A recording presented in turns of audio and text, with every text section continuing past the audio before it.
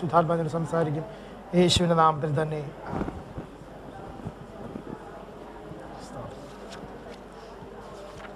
പ്രപഞ്ചത്തിലും വരുത്തിയ ഫലങ്ങളാണ് നമ്മളിന്ന് പ്രാരംഭമായിട്ട് ചിന്തിക്കാൻ പോകുന്നത്. യേശു ക്രിസ്തുവിൻ്റെ മരണം സാത്താനിലും പ്രപഞ്ചത്തിലും വരുത്തിയ ഫലങ്ങൾ. ചില വേദഭാഗങ്ങൾ നമുക്ക് അതിനുവേണ്ടി ചിന്തിക്കാം. യോഹന്നാൻ്റെ സുവിശേഷം 12-ാം അധ്യായം 31-ാമത്തെ വാക്യം. യോഹന്നാൻ 12:31. ന്യായവിധിയാകുന്നു, ഇപ്പോൾ ഈ ലോകത്തിൻ്റെ പ്രഭുവിനെ പുറത്തു തള്ളിക്കളയും. സ്തോത്രം. ഈ ലോകത്തിൻ്റെ പ്രഭു എന്ന് പറയുന്നത് സാത്താനാണ്. യേശു കർത്താവ് ശുശ്രൂഷിച്ചുകൊണ്ടിരിക്കുന്ന സമയത്ത് സാത്താൻ വളരെ ശക്തമായിട്ട് രംഗത്തുണ്ടായിരുന്നു.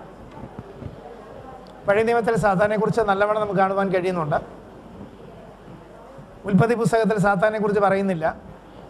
എന്നാൽ തുടർന്നുള്ള പുസ്തകങ്ങൾ മുന്നോട്ട് വരുന്നതനുസരിച്ച് ദൈവത്തിൻ്റെ എതിർ ശക്തിയാകുന്ന സാത്താനെ പറ്റി, അവൻ്റെ തന്ത്രങ്ങളെപ്പറ്റി, അവൻ്റെ പ്രവർത്തനങ്ങളെ പറ്റി പടിയായി വ്യക്തമായി ലേഖനങ്ങൾ, അവൻ്റെ പ്രവർത്തനങ്ങളെക്കുറിച്ചുള്ള ധാരണകൾ മനുഷ്യൻ്റെ ദൈവം കൊടുക്കുന്നതായിട്ട് കാണുവാൻ കഴിയുന്നുണ്ട്.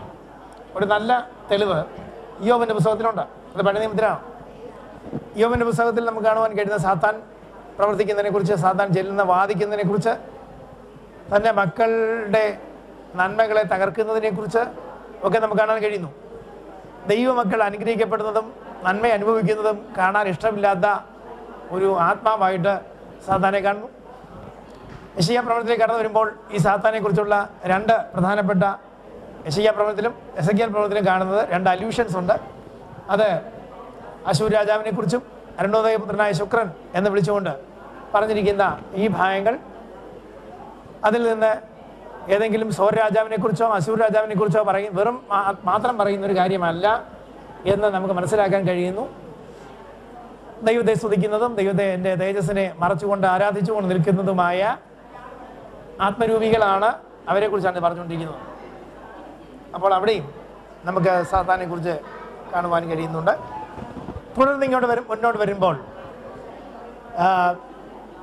ചെറിയ പ്രവാചകന്മാരുടെ പുസ്തകത്തിൽ സഖരിയ പ്രവചനത്തിൽ നമുക്ക് കാണുവാൻ കഴിയുന്ന യോശുവയുടെ വസ്ത്രം പൊഷിഞ്ഞപ്പോൾ സാത്താൻ അവകാശം പറയുന്നതിനെ കുറിച്ച് പറയുന്നു. പിന്നീട് പുതിയ നിയമത്തിലാണ് വ്യക്തമായിട്ട് സാത്താനെ കുറിച്ച് പറഞ്ഞിരിക്കുന്നത്. യേശു കർത്താവിൻ്റെ ശുശ്രൂഷയിലേക്ക് രംഗപ്രവേശനം ചെയ്ത് വരുമ്പോൾ സാത്താനും രംഗത്തെത്തി. ശക്തമായ പോരാട്ടത്തോടുകൂടി സുവിശേഷത്തിൻ്റെ ജ്വാലയെ കെട്ടടക്കി കളയാൻ തക്കവണ്ണം സാത്താൻ രംഗപ്രവേശനം ചെയ്തിരിക്കുകയാണ്. യേശു കർത്താവ് ഓരോ പ്രാവശ്യവും ശുശ്രൂഷിക്കുമ്പോൾ സാത്താൻ്റെ സിംഹാസനവും സാത്താൻ്റെ പ്രവർത്തനങ്ങളും കണ്ടുകൊണ്ടാണ് താൻ ശുശ്രൂഷിച്ചുകൊണ്ടിരുന്നത്. ഭൂതാത്മാക്കൾ ഉള്ളതായ പ്രിയപ്പെട്ടവർ, അവരുടെ ഉള്ളിലിരിക്കുന്ന ദുരാത്മാക്കൾ കീഴടങ്ങുന്നു. അങ്ങനെ ദൈവരാജ്യം അവിടെ സ്ഥാപിതമാകുന്നു. പല വിധത്തിലാണ് ഈ സാത്താൻ അവിടെ യേശു കർത്താവിൻ്റെ ശുശ്രൂഷയ്ക്ക് തടസ്സമിടുവാൻ ശ്രമിച്ചുകൊണ്ടിരുന്നത്. ചിലരുടെ ബുദ്ധിമണ്ഡലത്തിൽ കയറിയിട്ട് പരീശന്മാരുടെയോ ശാസ്ത്രിമാരുടെയോ മഹാപുരോഹിതന്മാരുടെയോ ഒക്കെ ചിന്താമണ്ഡലത്തിൽ കയറിയിട്ട് യുക്തിക്കനുസരിച്ച് അവരെ തിരിച്ച് സാത്താന്യ യുക്തിക്ക് തിരിക്കുവാൻ ശ്രമിക്കുന്നതായിട്ട് കാണുവാൻ കഴിയുന്നുണ്ട്. ഇങ്ങനെ വിവിധ തരത്തിലാണ് ഈ സാത്താന്യ പ്രവർത്തനങ്ങൾ നിൽക്കുന്നത്. ഒടുവിൽ കർത്താവ് തന്നെ മലമേൽ കയറി പ്രാർത്ഥിക്കുമ്പോൾ നമ്മൾ പല പ്രാവശ്യം ചിന്തിച്ചിട്ടുണ്ട്, സാത്താൻ മിന്നൽ പോലെ ആകാശത്തു നിന്ന് താഴേക്ക് വീഴുന്നു. അവിടെ അത്ഭുതങ്ങളും അടയാളങ്ങളും വീര്യപ്രവൃത്തികളും യേശുവിനാൽ ഐക്യപ്പെടുന്നവർ ചെയ്യുന്നു. അപ്പോൾ ഈ അന്തരീക്ഷ മണ്ഡലത്തിൽ വ്യാപരിച്ചു കൊണ്ടിരുന്ന സാത്താന്യ തന്ത്രങ്ങൾ, അവൻ്റെ ശക്തികൾ അവിടെ പരാജയപ്പെട്ട് പൂർണ്ണമായി കീഴടങ്ങുന്നതോടുകൂടി സംഭവിക്കുന്നത് ഒരു ജനക്കൂട്ടം വിടിവിക്കപ്പെടുകയാണ് ചെയ്യുന്നത്. ഇത് പഴയ നിയമത്തിലെ ചിന്താഗതിയല്ല. മനുഷ്യൻ എത്ര ശ്രമിച്ചാലും കഴിയാത്ത ചില കാര്യങ്ങൾ, എത്ര അധ്വാനിച്ചാലും ലഭിക്കാത്ത ചില കാര്യങ്ങൾ, തടയപ്പെട്ടിരിക്കുന്ന ചില വിഷയങ്ങൾ, അതിൽ നിന്ന് അവനെ മോചിപ്പിക്കാൻ സാത്താനെ രംഗത്ത് കൊണ്ടുവന്ന് അവൻ്റെ മുഖം മൂടി വലിച്ചു കീറി അവൻ ഇന്നതാണ് എന്ന് കർത്താവ് വ്യക്തമാക്കുകയും അവൻ്റെ മേലുണ്ടായിരുന്ന സകല ആധിപത്യങ്ങളും അവൻ പിടിച്ചു പറിച്ച മനുഷ്യനിൽ നിന്ന് പിടിച്ചു പറിച്ചതും അവന് ദൈവത്തിൽ നിന്ന് പണ്ട് ലഭിച്ചതും എല്ലാം കൂടെ ചേർത്ത് വെച്ച് അവൻ ഉപയോഗിച്ചു കൊണ്ടിരുന്ന സകല സർവായുധങ്ങളും കാൽവറി ക്രൂശിൽ താഴ്ത്തി വെച്ച് സാത്താന് മേൽ ജയോത്സവം കൊണ്ടാടുന്ന യേശു കർത്താവിൻ്റെ ക്രൂശിനെ നമുക്കാണ് പരിഗണിക്കുന്നത്. അതുകൊണ്ട് കർത്താവ് പറയുന്നു, ഇപ്പോൾ ഈ ലോകത്തിൻ്റെ പ്രഭുവിനെ പുറത്ത് തള്ളിക്കളയാൻ പോകുന്നു. ഇനി ദൈവരാജ്യത്തിനകത്ത് ഇനി അവന് പ്രവേശനമില്ല. ഈ ദൈവരാജ്യം എന്ന് പറഞ്ഞാൽ ഏതാണ്? ഈ ദൈവരാജ്യം എങ്ങനെയാണ്? ദൈവത്തിൻ്റെ രാജ്യം, ദൈവം ഭരിക്കുന്ന രാജ്യത്തിൻ്റെ കാര്യമായി പറഞ്ഞിരിക്കുന്നത് അത് ആത്മിക ദൈവരാജ്യമാകുന്ന ദൈവസഭയുടെ കാര്യമാണ്. ദൈവസഭയ്ക്കകത്ത് ഇനി അവന് പ്രവേശനമില്ല.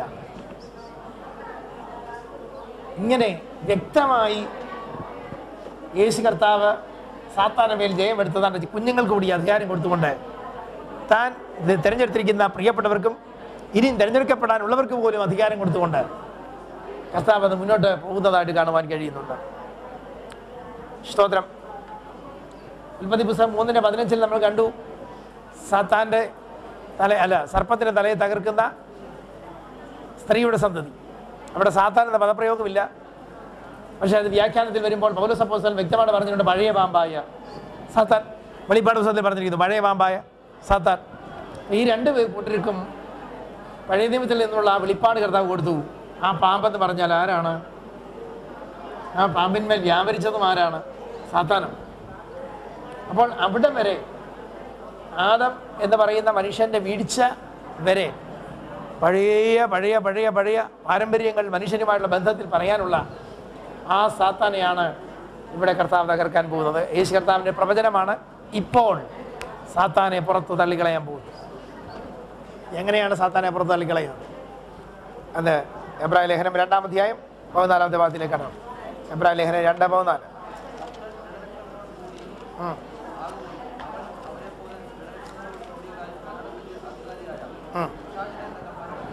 മരണത്തിൻ്റെ അധികാരിയായ പിശാചിനെ തൻ്റെ മരണത്താൽ നീക്കണം. പിന്നെ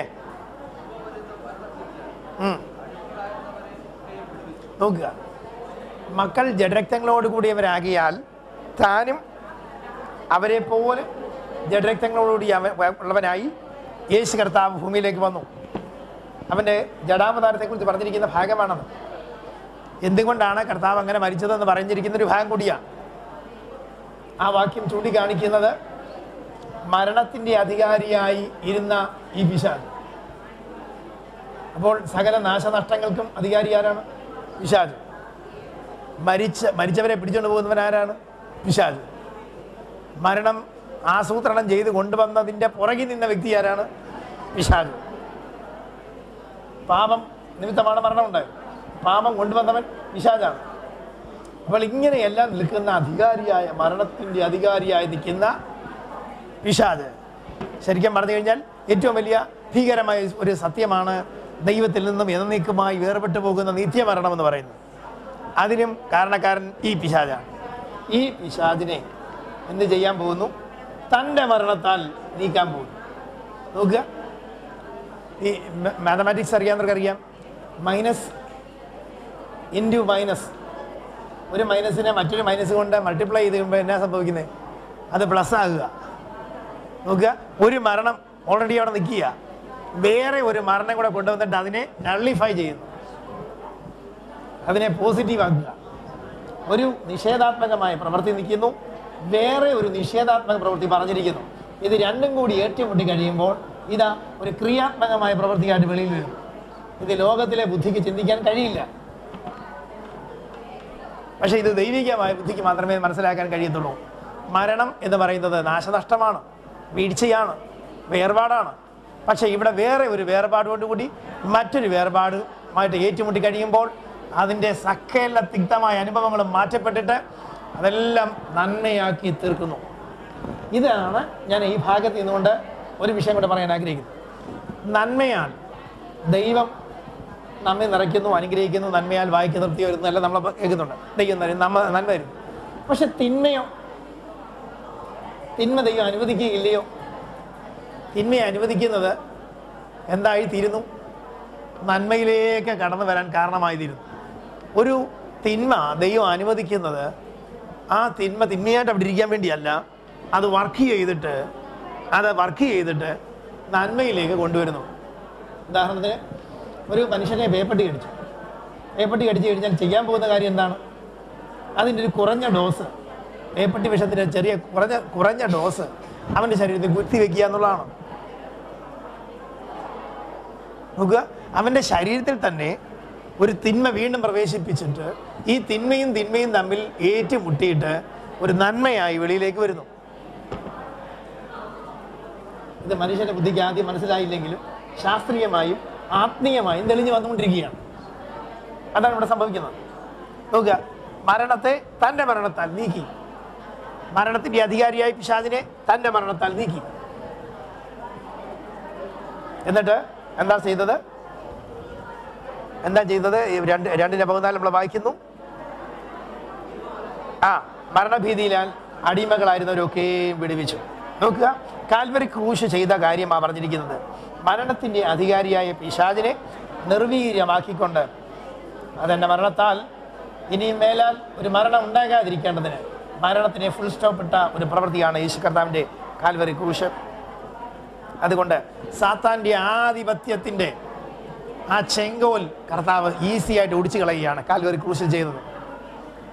അടുത്തത് കൊലോസ് ലേഖനത്തെ കടന്നു വരാം. കൊലോസ് ലേഖനം 2-ാം അധ്യായം അതിൻ്റെ 15-ാമത്തെ വാക്യം. കൊലോസ്യർ 2:15.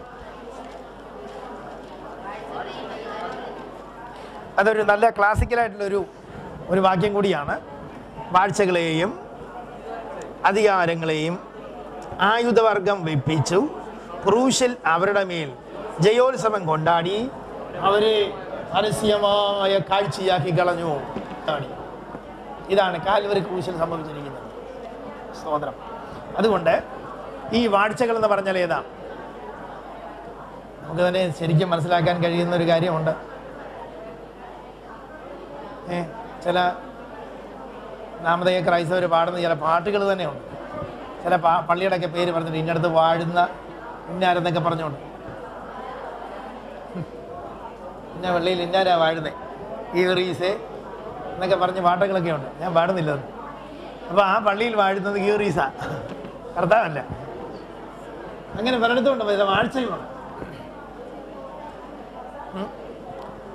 ഇനിയും മറ്റുള്ള ജാതികൾക്കിടയിലാണെങ്കിലും അവർക്കും വാഴ്ചകളുണ്ട്.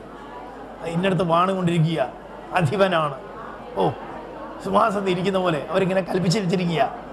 അപ്പോൾ അതിൻ്റെ ആ കേരളത്തിൻ്റെ അല്ലെങ്കിൽ ആ പ്രത്യേക ടൗണിൻ്റെ ആ സിറ്റിയുടെ അധിപനായിട്ട് ഇങ്ങനെ ഇരിക്കുക, വാണുകൊണ്ടിരിക്കുക. ഇതാണ് സാധാരണ മനുഷ്യൻ്റെ തന്നെ കൺസെപ്റ്റ്. അതുകൊണ്ട് ബൈബിൾ പറഞ്ഞിരിക്കുന്നു, ഇതിന് മുമ്പ് ഇവർ ചിന്തിക്കുന്നതിന് മുമ്പ് തന്നെ ഈ അധികാരങ്ങളൊക്കെ പിടിച്ച് പറിച്ച് മനുഷ്യൻ്റെ കയ്യിൽ നിന്ന് പിടിച്ച് പറിച്ച് സാത്താൻ ഇങ്ങനെ വാണുകൊണ്ടിരിക്കുമ്പോൾ ഈ വാഴ്ചകളെയാണ് യേശു കർത്താവ് അവിടെ കാൽവറിയിൽ വെച്ച് ഇടിച്ചത്, പൊട്ടിച്ചു കളഞ്ഞു. ഒരു വീടിൻ്റെ ശരിയായ മുദ്രപത്രത്തിൽ എഴുതിയിരിക്കുന്ന ആധാരം അവൻ്റെ കയ്യിൽ നഷ്ടപ്പെട്ടു പോയി മറ്റൊരുത്തിൻ്റെ കയ്യിലായാൽ അതുകൊണ്ട് യാതൊരു പ്രയോജനവുമില്ല. സാത്താൻ ചെയ്തത് മനുഷ്യൻ്റെ കയ്യിരുന്നതിനെ തട്ടിപ്പറിച്ച് തൽക്കാലം ഉപയോഗിക്കുകയാണ് ചെയ്തത്. അവൻ ഇൻട്രൂഡറാണ്, നുഴഞ്ഞുകയറ്റക്കാരനാണ്. എന്നാൽ യേശു കർത്താവ് ചെയ്തത് എന്താണെന്നറിയാമോ? ശരിയായി തൻ്റെ നിയമം ഉപയോഗിച്ച് നഷ്ടപ്പെട്ടു പോയ ആ അധികാരപത്രം മനുഷ്യൻ തിരിച്ചു തരികയാണ് ചെയ്തത്. അതുകൊണ്ട് അവൻ്റെ ഇടക്കാല അധികാരം അവിടെ തകർന്നു പോകുന്നു. ഇവിടെ വായിക്കുന്നു വാഴ്ചകളെയും, പിന്നെ അവൻ എന്തുണ്ട്?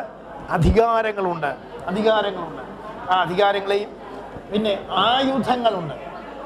സാത്താൻ്റെ ആയുധങ്ങളെക്കുറിച്ച് തന്നെ വലിയൊരു പഠന വിഷയമാണ്.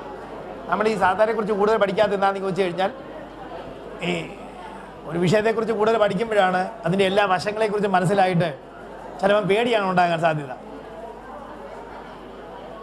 യേശു ക്രിസ്തു കർത്താവിനെ കുറിച്ച് പഠിച്ചു കഴിഞ്ഞാൽ സംഭവിക്കുന്നത് ജയമാണ് ഉണ്ടാകുന്നത്, സന്തോഷമാണ് ഉണ്ടാകുന്നത്, ബലമാണ് ഉണ്ടാകുന്നത്. അതുകൊണ്ടാണ് സാത്താനെക്കുറിച്ച് കൂടുതൽ കാര്യങ്ങൾ പഠിപ്പിക്കാത്തത്.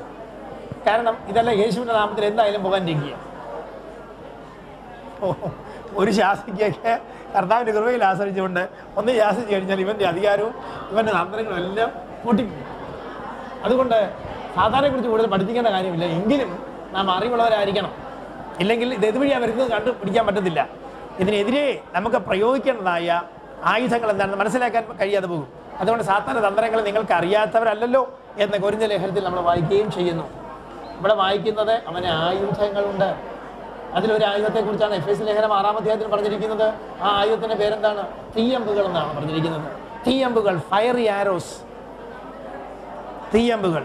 തീയമ്പുകൾക്ക് ഉള്ള പ്രത്യേകത എന്താണെന്ന് ചോദിച്ചു കഴിഞ്ഞാൽ, പണ്ട് റോമാക്കാർ ചെയ്തുകൊണ്ടിരുന്ന കാര്യമാണ് ഞാൻ നേരത്തെ ഓർമ്മിച്ചിട്ടുണ്ട്. ഈ ഒരമ്പെടുത്ത് കാരനകത്ത് മുക്കി തീ പിടിപ്പിക്കും. തീ പിടിപ്പിച്ചിട്ട് എയ്ത് കൊടുക്കും. ഇത് ചെന്ന് വീഴുന്നിടത്തെല്ലാം തീ കത്തും. പ്രധാനമായിട്ടും എതിർ പട്ടാളക്കാരെയാണ് ചെയ്യുന്നത്. തീ ഇങ്ങനെ വരുന്നത് കാണുമ്പം ഇവർ എന്ത് ചെയ്യുന്നത് വെച്ചാൽ ഇവരുടെ ഷീൽഡ് പിടിക്കും, ഇവരുടെ പരിച പിടിക്കും. പരിച പിടിച്ച് തൽക്കാലം രക്ഷപ്പെടും. പക്ഷെ ഒരു കുഴപ്പമുണ്ട്. ഈ അവരുടെ ശത്രുക്കളുടെ ഷീൽഡ് എന്ന് പറയുന്നത്, പരിച എന്ന് പറയുന്നത് പലകയും അതിൻ്റെ പുറത്ത് കവർ ചെയ്തിരിക്കുന്ന തുകലുമാണ്. പലകയും അതിൻ്റെ പുറത്ത് കവർ ചെയ്തിരിക്കുന്ന തുകലുമാണ്. ഈ തുകലയിൽ ഈ ടാറും തീയും കൂടെ ചെന്ന് പിടിക്കുമ്പോൾ ആദ്യ പ്രാവശ്യം അടി കിട്ടാതെ രക്ഷപ്പെടുമെങ്കിലും ഈ തീ ഇതേ പിടിക്കും, ടാറും പിടിക്കും. ഇത് പതുക്കെ ഒന്ന് കത്താൻ തുടങ്ങും. കത്തുന്നത് കാണുമ്പോൾ പിന്നെ പിടിച്ചോണ്ടിരുന്നത് തീയല്ലേ, പിടിച്ചോണ്ടിരിക്കാൻ പറ്റിയല്ല. ഇതവസാനം കളയേണ്ടി വരും. അടുത്ത അമ്പ് നെഞ്ചിനായിരിക്കും കൊള്ളുന്നത്. ഇതെങ്ങനെ സ്പിരിച്വലായിട്ട് വർക്ക് ചെയ്യുന്നത്? ഫയറി ആരോസ് എന്ന് പറഞ്ഞാൽ എന്താണ്? ഒരു ദൈവവൈതലിനെ അറ്റാക്ക് ചെയ്യുന്ന മാരകമായ അമ്പുകളാണ് ഈ തീയമ്പുകൾ എന്ന് പറയുന്നത്. ഇത് ഒരു ദൈവവൈതലിനെ നേരിട്ട് അറ്റാക്ക് ചെയ്യാൻ, നമ്മുടെ ശരീരത്തോട് അറ്റാക്ക് ചെയ്യാൻ വന്നു കഴിഞ്ഞാൽ നമ്മൾ പെട്ടെന്ന് കർത്താവിൽ ആശ്രയിക്കുകയും ജയമെടുക്കുകയും മൂസിക്കുകയോ പ്രാർത്ഥിക്കുകയോ ഒക്കെ ചെയ്ത് രക്ഷപ്പെടുകയും ചെയ്യും. പക്ഷേ നമ്മുടെ മനസ്സിനോടാണ് പോരാട്ടമെങ്കിൽ നമുക്ക് ഊസിക്കാനും തോന്നുകയില്ല, പ്രാർത്ഥിക്കാനും തോന്നുകയില്ല, ആരോട് വിഷയം പറയാൻ പോലും തോന്നുകയില്ല, ആരാധിക്കാൻ പോലും പോകാൻ തോന്നുകയില്ല. കാരണം അത് മനസ്സിനോടാണ് അറ്റാക്ക് വരുന്നത്. സാത്താൻ ഏറ്റവും കൂടുതൽ പ്രയോഗിച്ച് ജയമെടുത്തിരിക്കുന്ന ഒരു മണ്ഡലമാണ് മനസ്സിനോട് പോരാടുന്ന തന്ത്രം. അവന് മനസ്സിലായിട്ടുണ്ട്. ഇത്രയും നാളത്തെ പോരാട്ടം കൊണ്ട് സാത്താൻ കാര്യം പിടികിട്ടി. മനുഷ്യൻ്റെ മനസ്സിനോട് പോരാടിയാൽ രക്ഷപ്പെട്ടു, ജയിക്കാൻ പറ്റും. അതുകൊണ്ടാണ് അവൻ തീയമ്പുകൾ എന്ന് പറഞ്ഞ് പ്രത്യേകം പറഞ്ഞിരിക്കുന്നത്. അല്ലേ? സ്തോത്രം. ഇത് ചിന്തകളിലൂടെയാണ് അകത്ത് കിടക്കുന്നത്. ആ ചിന്തകൾ സാധാന്യമായതുകൊണ്ട് അതിന് ഭയങ്കരമായ എഫക്റ്റ് ഉണ്ട്. നെഗറ്റീവായി നിഷേധാത്മകമായിട്ടായിരിക്കും ചിന്ത കൊണ്ടിരുന്നത്. പക്ഷേ അതൊരിക്കലും തിരിച്ചറിയത്തില്ല. അത് നമ്മുടെ ചിന്തയായിട്ടായിരിക്കും നമ്മൾ ആദ്യം ചിന്തിക്കുന്നത്. ഒരു നിരാശയുടെ ചിന്താഗതി ഹൃദയത്തിനകത്ത് കടന്നാൽ മതി, അവൻ്റെ ആരാധന കുറയും, പ്രാർത്ഥന കുറയും, ദൈവവചന ധ്യാനം കുറയും. അതൊക്കെ ദൈവമായിട്ട് തന്നെ ബന്ധം നഷ്ടപ്പെട്ടു പോകും. പക്ഷേ ഇത് തന്ത്രമാണെന്ന്, സാത്താൻ്റെ തന്ത്രമാണെന്ന് മനസ്സിലാക്കിയാൽ കർത്താവിന്റെ വചനം പറഞ്ഞിരിക്കുന്നു, അതിനെതിരെ ഫൈറ്റ് ചെയ്യാനൊരു മാർഗം തന്നിട്ടുണ്ട്. എന്താണത്? വിശ്വാസം എന്ന പരിച, ഷീൽഡ് പിടിക്കുക. റോമാക്കാരുടെ പരിച പിടിച്ചാൽ ഒക്കുകയല്ല. മറ്റു ശത്രുക്കളുടെ അവർ അന്ന് ഉപയോഗിച്ചുകൊണ്ടിരുന്ന തടി കൊണ്ടുള്ള ഷീൽഡ് പിടിച്ചാൽ ഒക്കുകയല്ല. ഇതിന് പിടിക്കേണ്ടത് വിശ്വാസം എന്ന പരിചയമാണ്. വിശ്വാസം എവിടുന്ന് കിട്ടും? ഏത് കടയിൽ വാങ്ങിക്കാൻ കിട്ടും?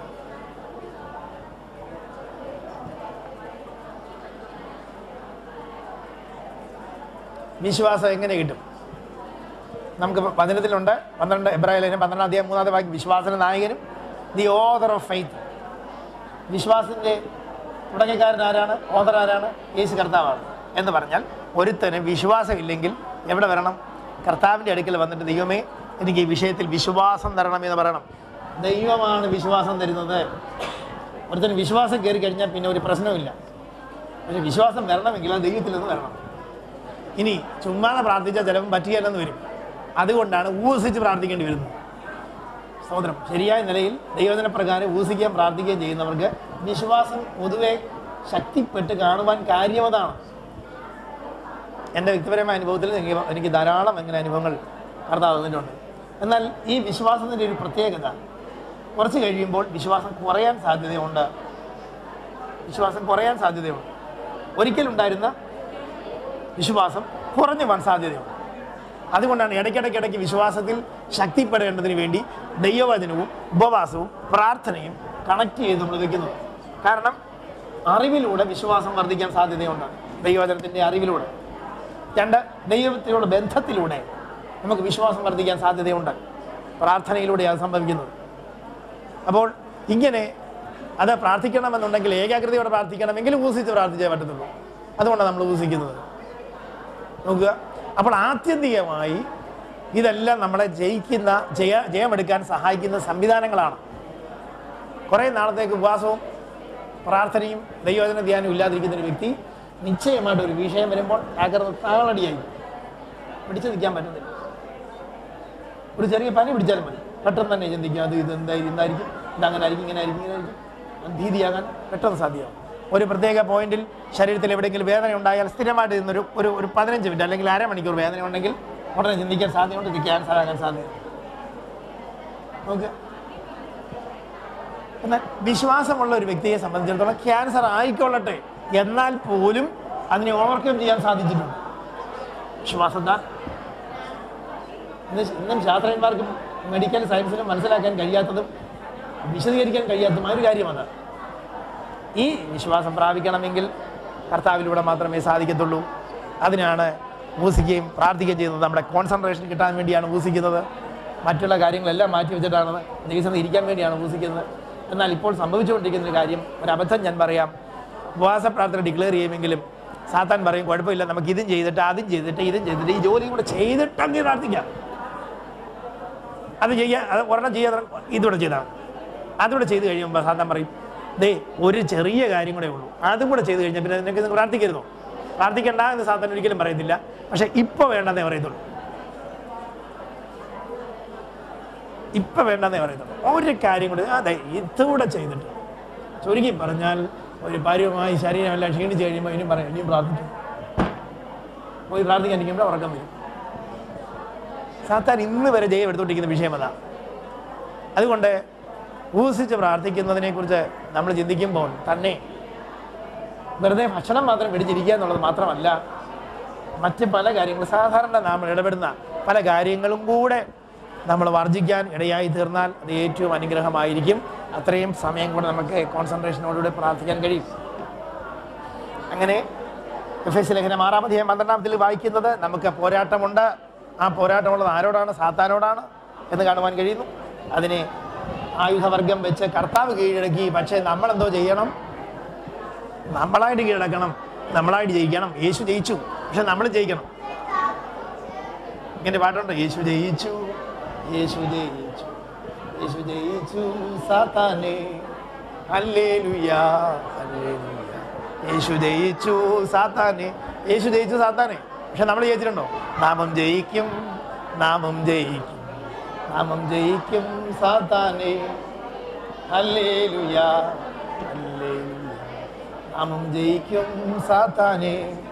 നമ്മുടെ വ്യക്തിപരമായ ജീവിതത്തിൽ അനേക തിരിച്ചടികളും പ്രശ്നങ്ങളും ഒരുപക്ഷെ സാത്താൻ ചെയ്തെങ്കിലും ഒടുവിലായി നാം അതിനെ ഓവർകം ചെയ്ത് കഴിയുമ്പോഴാണ് നമ്മൾ ജയാളികളാണെന്ന് കർത്താവ് പറയുന്നത്. ജയിച്ചു, ജീവിതത്തിൽ ജയിച്ചു. ആ ജയാളികൾക്കാണ് സ്വർഗീയ അനുഗ്രഹങ്ങൾ വെച്ചിരിക്കുന്നത്, തോറ്റവർക്കല്ല. ചിലപ്പോൾ ഒന്നാമത്തെ പ്രാവശ്യം നമ്മൾ ജയിക്കണമെന്നില്ല, പക്ഷെ നിരാശപ്പെട്ടു പോകാതെ കർത്താവിൽ ആശ്രയിക്കുമെങ്കിൽ ആ വിഷയത്തിന് മേൽ ജയമെടുക്കാൻ കഴിയും. കൂടെ നിരാശപ്പെടുത്തുന്ന ഒരു ചിന്താഗതിയാണ് നമ്മെ ഭരിക്കുന്നതെങ്കിൽ നിങ്ങൾക്കൊരു ജയകരമായ ക്രിസ്ത്യ ജീവിതം ചെയ്യാൻ ആ നിലയിൽ പറ്റുകയില്ല. അതുകൊണ്ട് ആ ചിന്തകളെ ജയിച്ചേ കഴിയൂ. അത് സാത്താന്യ ആയുധമാണ്. അതിനെ ജയിപ്പാൻ എന്താ ചെയ്യേണ്ടത്? ദൈവവചനത്തിലെ വാഗ്ദത്തങ്ങൾ നമുക്ക് കർത്താവിനോട് ചോദിക്കണം. ഒരു വാഗ്ദത്തം കിട്ടിയാൽ മതി ഒരു ജീവിതം രക്ഷപ്പെടാൻ. പക്ഷെ വേദപുസ്തകത്തിൽ ഇഷ്ടം പോലെ വാക്യങ്ങളുണ്ട്. പക്ഷെ ഇതൊന്നും വാഗ്ദത്തമായി നമുക്ക് വർക്ക് ചെയ്യണമെന്നില്ല. ദൈവം നമ്മളോട് സംസാരിക്കണം. മാർട്ടിൻ ലൂതർ കിങ്ങിന് ദൈവം ഒരു വാഗ്ദത്തം കൊടുത്തു, അത് അവൻ്റെ ജീവിതത്തിൽ വ്യത്യാസമായി തീർന്നു. ഒരു വ്യക്തിയെ മാത്രമല്ല, ഒരു സഭയെ മാത്രമല്ല ഇളക്കിയത്, താൻ ഒരു പ്രസ്ഥാനത്തെ മാത്രമല്ല, ഒരു കാലഘട്ടത്തെ പോലും താൻ മറിച്ചു കളഞ്ഞു. ഒറ്റ വാക്യം വെളിപ്പെട്ടിട്ടേ ഉള്ളൂ, എൻ്റെ നീതിമാൻ വിശ്വാസത്താൽ ജീവിക്കും. ഒറ്റ വാക്യം. വിശ്വാസത്താൽ സംഭവിക്കുന്ന കാര്യങ്ങളെക്കുറിച്ച് തനിക്ക് ദൈവം മനസ്സിലാക്കി കൊടുത്തു കഴിഞ്ഞപ്പോൾ അത് ഒരു പുതിയ വിപ്ലവത്തിന് തുടക്കമായിരുന്നു. അങ്ങനെയാണെങ്കിൽ സഹോദരം, നമ്മുടെ മുമ്പിൽ ഒത്തിരിയും കാര്യങ്ങൾ നിൽക്കുക. നമുക്കതിനെ ജയിക്കണമെങ്കിൽ കർത്താവിൻ്റെ കൃപ വേണം. യേശു ജയിച്ചു കഴിഞ്ഞു, നമ്മൾ ജയിക്കാൻ കർത്താവ് വിളിക്കുകയാണ്. കർത്താവിനോട് കൂടെ ഇരുന്നെങ്കിൽ മാത്രമേ നമുക്ക് അവനെ ജയിക്കാൻ കഴിയത്തുള്ളൂ. അവൻ നകന്നു പോകുന്നതനുസരിച്ച് ശക്തി കുറഞ്ഞുകൊണ്ടിരിക്കും. സാത്താൻ ജയമെടുക്കാൻ സാധ്യതയുണ്ട്. കൊലോസ്യ ലേഖനം 1-ാം അധ്യായം 19-20 വാക്യങ്ങളോട് ചിന്തിച്ചിട്ട്, കൊലോസ്യ ലേഖനം 1-ാം അധ്യായം 19-20 വാക്യം. 1:19-20. അവനിൽ സർവസമ്പൂർണതയും വസിപ്പാനും അവൻ ക്രൂശിൽ ചൊരിഞ്ഞ രക്തം കൊണ്ട് അവൻ മുഖാന്തരം സമാധാനം ഉണ്ടാക്കി. സകലത്തെ അവനെ കൊണ്ട് തന്നോട് നിരപ്പിപ്പാനും പിതാവിന് പ്രസാദം തോന്നി. നോക്കുക, ഈ യേശു കർത്താവ് ചെയ്ത കാര്യം, ക്രൂശിൽ ചൊരിഞ്ഞ രക്തം കൊണ്ട് എല്ലാവർക്കും സമാധാനം ഉണ്ടായി. എത്രയെല്ലാം ഷെയ്ഡിൽ നിന്നുകൊണ്ട് നമുക്ക് ആ ദൂത് പറയാമെന്നറിയാം, എത്രയെല്ലാം ഭാഗങ്ങളിൽ നിന്നുകൊണ്ട്. സുവിശേഷം ഒരിക്കൽ പോലും അറിഞ്ഞിട്ടില്ലാത്തൊരു പ്രദേശത്തെ ഭയങ്കരമായ ജനം തന്നെ അജിറ്റേറ്റഡ് ആയിരിക്കും, ഒരു സമാധാനമില്ല. പക്ഷേ ഇവർ അറിയുന്നില്ലെങ്കിൽ പോലും, ഇവർ വിശ്വാസി വന്നില്ലേ പോലും, ഒരു സുവിശേഷ പ്രവർത്തനം അവിടെ ചെന്ന് പ്രവർത്തിക്കുകയും പ്രാർത്ഥിക്കുകയൊക്കെ ചെയ്ത് കഴിഞ്ഞാൽ ഇവരുടെ ആ മനുഷ്യരെ ഇളക്കുന്ന ആത്മാവ് വിട്ടുപോകുന്നത് കൊണ്ട് അവർക്ക് തന്നെ വലിയ സമാധാനമാണ്. അവരറിയുന്നില്ല, പക്ഷേ അത് ഇനി അവർ വിശ്വാസത്തിലേക്ക് വന്നു കഴിഞ്ഞാൽ ഇരട്ടി സമാധാനം. സ്തോത്രം. ഈ ജാതികളും വിജാതീയരായ മനുഷ്യരും യഹൂദന്മാരും കൂടെ ഭയങ്കര വൈരുദ്ധ്യമായി ആരാധനയുടെ വിഷയത്തിൽ അവരെ തമ്മിൽ ഒന്നാക്കി സമാധാനം പകർന്നു. ദൈവത്തെയും മനുഷ്യരെയും തമ്മിൽ ഭിന്നിപ്പിച്ചിരിക്കുകയായിരുന്നു പാപനിമിത്തം. അവരെ ഒന്നാക്കി സമാധാനമാക്കി. നോക്കുക, അവൻ ഇരുപക്ഷത്തെയും ഒന്നാക്കി എന്ന് പറഞ്ഞ പ്രവൃത്തിയുണ്ട്. കാൽവരി ക്രൂശിൽ ചെയ്ത പ്രവൃത്തി എന്താണ്? വൈര്യമായിരുന്നവരെ ഒന്നിച്ചു. സ്തോത്രം. പീലാത്തോസിനെ കുറിച്ചും കൈസറെ കുറിച്ചും നമുക്ക് ഹെരോദാവിനെ കുറിച്ചും കാണുവാൻ കഴിയുന്നു. അവർ മുമ്പേ വൈര്യമായിരുന്നു. യേശുവിൻ്റെ വിഷയത്തിൽ വന്നു കഴിഞ്ഞപ്പോഴത്തേക്ക് ഇവർ രണ്ടുപേരും കൂടെ ഒന്നിച്ചു. നോക്കുക, അവിടെ മുതൽ കാൽവരി ക്രൂശിലേക്ക് കയറുന്ന വരുന്ന ആ ഭാഗം വരെ ചിന്തിച്ചാൽ പോലും ഈ വൈരുദ്ധ്യങ്ങളെ ഒന്നിക്കുകയാണ് ചെയ്യുന്നത്. യേശു കർത്താവ് തമ്മിലടിപ്പിച്ച് രക്ഷപ്പെടുകയല്ല, അവരും യേശു കർത്താവിൻ്റെ ക്രൂശ് എന്ന വിഷയത്തിൽ അവരെയും വൈരികളായിരുന്നവരെ, ശത്രുക്കളായിരുന്നവരെ ഒന്നാക്കി തീർക്കുകയാണ്. സ്തോത്രം. ആ സ്നേഹത്തിൻ്റെ കൊടിക്കീഴിലായിരിക്കാം ദൈവം നമ്മളെയും വിളിക്കുന്നു. സ്തോത്രം. അങ്ങനെ വിശ്വാസത്താൽ നമുക്ക് ശത്രുവിനെ ജയിക്കാൻ കഴിയും. യേശു ക്രിസ്തുവിൻ്റെ മരണം നിമിത്തമായി സാത്താനെ ജയിച്ചു, അവൻ്റെ അധികാരങ്ങളെ ജയിച്ചു, അവൻ്റെ ആയുധങ്ങളെ കർത്താവ് ജയിച്ചു. ഈ അധികാരം നമുക്ക് തന്നുകൊണ്ട് ദിനം ദിനം ദിനം ജയിച്ചു മുന്നേറാൻ ദൈവം നമ്മെക്കുറിച്ച് ആഗ്രഹിക്കുന്നു. അതിനായി ദൈവം നമ്മെ സഹായിക്കുമാറാകട്ടെ. സകലത്തെയും തന്നിൽ നിരപ്പിക്കാൻ യേശു കർത്താവിന് കഴിഞ്ഞു. സ്വർഗത്തെയും ഭൂമിയെയും മനുഷ്യരെ തമ്മിൽ വിവിധ വർഗ്ഗക്കാരെ, ഗോത്രക്കാരെ, തമ്മിൽ കണ്ടുകൂടാത്ത മനുഷ്യരെ തമ്മിൽ ഒറ്റ ഏകോദര സഹോദരങ്ങളെ പോലെ യോജിപ്പിക്കാൻ, സ്നേഹം പകരാൻ കഴിഞ്ഞിട്ടുള്ളത് ഈ യേശുവിൻ്റെ രക്തമല്ലാതെ മറ്റൊന്നുമില്ല. സ്തോത്രം. രണ്ട് ഗോത്രങ്ങൾ തമ്മിൽ കണ്ടാൽ ഭയങ്കര വൈര്യമാണ്. അവർ തമ്മിൽ യുദ്ധം ചെയ്തുകൊണ്ടിരിക്കുകയാണ്. പക്ഷേ യേശുവിൻ്റെ സുവിശേഷം അവിടെ കടന്നു ചെന്നു. ഇന്ത്യയിലെ ഗോത്രങ്ങൾ മാത്രമല്ല, ആഫ്രിക്കയിലെ ഗോത്രങ്ങൾ മാത്രമല്ല, മറ്റ് ഇതര രാജ്യങ്ങളുള്ള ഗോത്ര വർഗ്ഗക്കാരുടെയുള്ള വൈര്യം പോലും യേശു കർത്താവുള്ളതായ സമാധാന നിമിത്തം തീർത്ത് കളയുവാനിടയായി.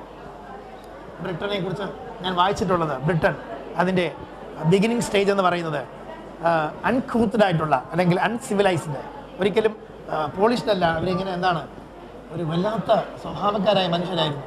ആ മനുഷ്യർ വന്നു ഈ ബ്രിട്ടൻ്റെ വിവിധ ഭാഗങ്ങളൊക്കെ താമസിച്ചു. എങ്കിലും അവർക്കിടയിൽ തന്നെ വൈരവും അങ്ങോട്ടും ഇങ്ങോട്ടും വിട്ടും കുത്തും കൊലപാതകങ്ങളൊക്കെ നടത്തിയിരുന്നു. അതുകൊണ്ട് മനുഷ്യരെല്ലാം പേടിച്ച് താമസിക്കുന്നു. പക്ഷേ സുവിശേഷം കടന്നു വന്നതോടുകൂടി മനുഷ്യരുടെ സ്വഭാവത്തിന് വ്യത്യാസമുണ്ടായി. സമാധാനമുള്ള പോളിഷ്ഡായിട്ടുള്ള ഒരു രാജ്യമായിട്ട് തീർന്നു എന്ന് ചരിത്രം നമ്മളെ ഓർമ്മിപ്പിക്കുന്നു. അങ്ങനെ എല്ലാ രാജ്യങ്ങളും. പക്ഷേ സുവിശേഷം എവിടുന്നെല്ലാം ഇളക്കി കളയാൻ ശ്രമിച്ചോ അവിടെ എല്ലാം വീണ്ടും പ്രശ്നങ്ങൾ കടന്നു വന്നിട്ടുണ്ട്. അതുകൊണ്ട് ഈ കാൽവരി ക്രൂശിനെ നമുക്ക് അഭയം ചൊല്ലാം. അവൻ്റെ രക്തത്തിൽ നമുക്ക് മറിയാം. അവൻ നമ്മുടെ സമാധാനം. സ്വർഗ്ഗപിതാവേ, ഞങ്ങളുടെ സമാധാനമായ യേശു കർത്താവിനെ കണ്ടുമുട്ടുവാൻ ദൈവമേ, വ്യക്തി എന്ന നിലയിലും കുടുംബം എന്ന നിലയിലും രാജ്യമെന്ന നിലയിലും സമാധാനം നൽകാൻ നിനക്കല്ലാതെ മറ്റാരെയും കഴിയുകയില്ലെന്ന് അറിഞ്ഞുകൊണ്ട് പിശാചിനെ ജയിച്ചവരായി, അവൻ്റെ തന്ത്രങ്ങളെ ജയിച്ചവരായി കാൽവരി ക്രൂശിനേക്ക് തന്നിരിക്കുന്ന അനുഭവങ്ങളെ മനസ്സിലാക്കുവാൻ കൂടെ കർത്താവ് ഓരോ ദിവസവും കൃപ തരണമേ. പ്രാർത്ഥനയ്ക്കായി സ്തോത്രം. യേശു ക്രിസ്തുവിൻ തന്നെയുള്ള നാമത്തിൽ തന്നെ.